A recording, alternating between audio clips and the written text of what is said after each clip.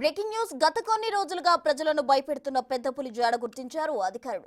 మహారాష్ట్రలోని ఉడికిరిలో పెద్ద పులి ఉన్నట్లు గుర్తించారు. దీనిపై తెలంగాణ అధికారులకు సమాచారం ఇచ్చారు మహారాష్ట్ర అధికారులు. ఇటిక్యాల పహాడ్కు 5 కిలోమీటర్ల దూరంలో పులి ఉన్నట్లు అధికారులు ఆధారాలు సేకరించారు.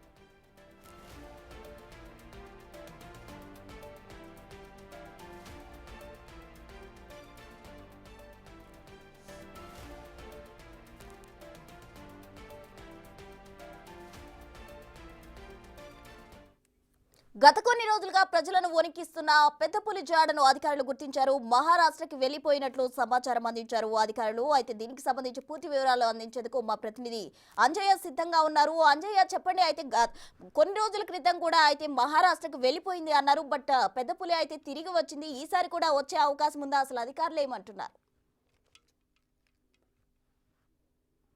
ఎస్ ప్రసన్న, ప్రధానంగా గత వారం రోజుల నుంచి శుక్రవారం నుంచి ఈ శుక్రవారం వరకు ఏదైతే పులి గండం ఇటికాల్ పహడు అదేవిధంగా ఆ ప్రాంతంలో పరిసర ప్రాంతాల్లో కంటి మీద కునుకు లేకుండా వేసింది. అదేవిధంగా అటవీ అధికారులు అప్రమత్తంగా వ్యవహరించడం జరిగింది. ముఖ్యంగా ఏదైతే ఈ పులే ఒకరి ప్రాణాలు తీసింది, అదేవిధంగా మరొకరిని ఏదైతే బలి తీసుకోవడానికి సిద్ధమైంది, తీవ్రంగా గాయపరిచింది. అలాంటి పులి ఏదైతే ఇటికాల్ పహాడ్ అదేవిధంగా పెద్ద బండ ప్రాంతంలో సంచరించడంతో ఆ ప్రాంతానికి సంబంధించిన ప్రజలందరూ కూడా భయంతో వణికిపోయారు. ఎప్పుడు ఏం జరుగుతుందనే ఒక ఆందోళన వ్యక్తమైంది. ముఖ్యంగా పులి నోట్లో మనిషి చిక్కుకుంటే ఏ విధంగా ఉంటుందో ఇటికాల్ పహాడ్ అదేవిధంగా పెద్ద బండ గ్రామాలకి సంబంధించిన వాళ్ళు పులి నోట్లో ఉన్నట్లుగా ఒక భయంతో వణికిపోవడం జరిగింది. అయితే ఏదైతే రాకాసి పులి ఉందో మహారాష్ట్రలోని చంద్రాపూర్ జిల్లాలోని రాజూరా నియోజకవర్గంలోని ఉడికిలి ప్రాంతానికి చేరుకుందని